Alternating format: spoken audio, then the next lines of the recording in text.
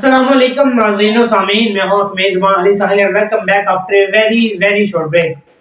अगर हम रिकैप देखें तो हमने इस चैप्टर का जो इंट्रोडक्शन है वो भी पढ़ लिया था, एंजाइम की खसूसियात भी डिस्कस कर ली थी। इसके साथ साथ हमने रिसेंटली जो एंजाइम के एक्शन पर जो असरअंदाज अवामल होते हैं उनको भी देख लिया था।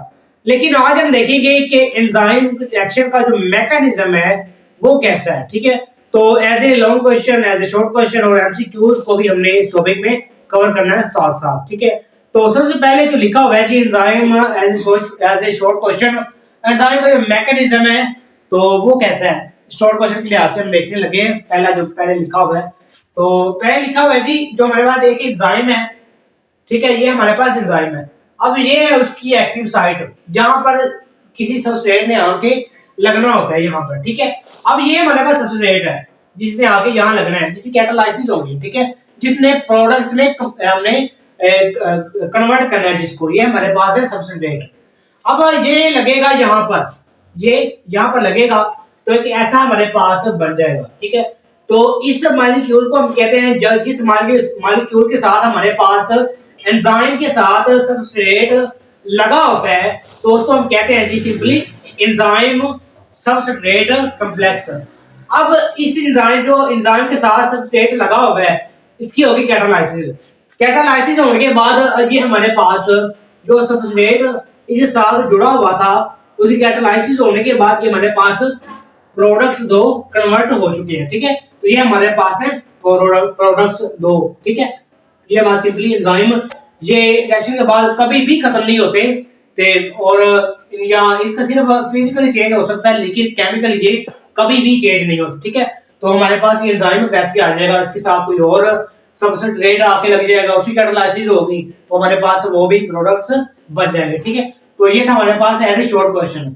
लेकिन अब इसके मैकेनिज्म, अगर लॉन्ग क्वेश्चन की तरफ जाएं तो हमारे पास इसका जो मैकेनिज्म है, उसकी जो वजाहत है, एक्सप्लेनेशन है, वो दो साइंटिस्ट हमारे पास है जी, एमएल फिशर एंड डैनियल कोस्टन। सबसे पहले हमारे पास मॉडल आया एंजाइम एक्शन का मैकेनिज्म है, उसका जो मॉडल है सबसे पहले कि वो कैसे काम करता है, उसका मैकेनिज्म क्या है एंजाइम का।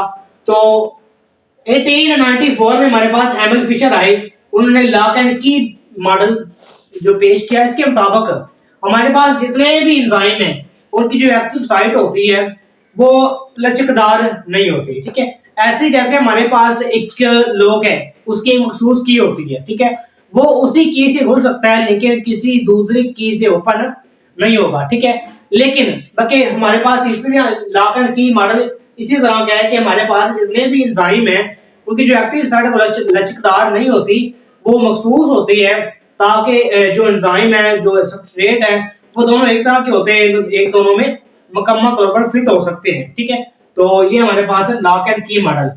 लेकिन हमारे पास इसके बाद आया जी 1958 में डैनियल कोस्टलैंड, उन्होंने इंड्यूस फिट मॉडल पेश किया, यानी कि उन्होंने लॉक एंड की मॉडल में थोड़ी सी तजवीज दी। वो क्या तजवीज थी कि हमारे पास जो एक्टिव साइट होती है एंजाइम की वो लचकदार होती है। ठीक है, लचकदार इसलिए है कि जब भी कोई रिएक्शन होगा तो वो उसके मुताबिक अपने आप को कर लेगा, तो उसके मुताबिक सब स्ट्रेट हमारे पास इधर आके लगेगा तो उसकी हमारे पास प्रोडक्ट्स बन जाएंगे। तो सिर्फ इन्होंने ये कहा था कि हमारे पास जो एक्टिव साइट है वो लचकदार होती है, इन्होंने कहा था हमारे पास जो एक्टिव साइट होती है वो लचकदार नहीं होती। ठीक है, तो हमारे पास जो इंड्यूस फिट मॉडल है वो as compare to lock and key model, इसके मुताबिक इसके जो हम कंपेयर करें दोनों को तो हमारे पास जो इंड्यूस फिट मॉडल है वो ज्यादा मकबूलियत हासिल कर चुका है। ठीक है, तो हमारे पास इंड्यूस फिट मॉडल ज्यादा मकबूलियत हासिल कर चुका है। तो ये हमारे पास लॉन्ग क्वेश्चन कंप्लीट हो गया। शॉर्ट क्वेश्चन में हमारे पास मैकेनिज्म आ सकता है,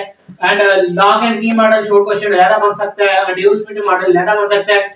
इन दोनों के जो कंट्रास्ट है वो भी हमारे पास एज शॉर्ट क्वेश्चन आ सकते हैं। अगर एमसीक्यूज की बात करें तो हमारे पास इनकी जो डेट्स हैं ये आ सकती हैं। इसके अलावा हमारे पास जो साइंटिस्ट के नेम है ये भी हमारे पास आ सकते हैं। इसके अलावा हमारे पूछ सकता है कि लॉक एंड की मॉडल के मुताबिक हमारे पास जो एक्टिव साइट है वो लचकदार होती है या नहीं, इंड्यूस फिट मॉडल के मुताबिक हमारे पास जो एक्टिव साइट है वो लचकदार होती है या नहीं। तो ये हमारे पास एक सिंपल सा शॉर्ट क्वेश्चन था। आगे हमने छोटा सा टॉपिक रह गया, छोटा क्वेश्चन इसको करेंगे जो एंजाइम है उसकी तखसीस, तो वो इंशाल्लाह नेक्स्ट टॉपिक पे हम स्टडी करेंगे। तो हमारा ये चैप्टर कंप्लीट हो जाएगा। इसके साथ साथ हम transport next chapter transport chapter number 9 वो स्टार्ट करने जा रहे हैं। तो इंशाल्लाह तमाम लेक्चर्स को हमने कवर करना है इंशाल्लाह।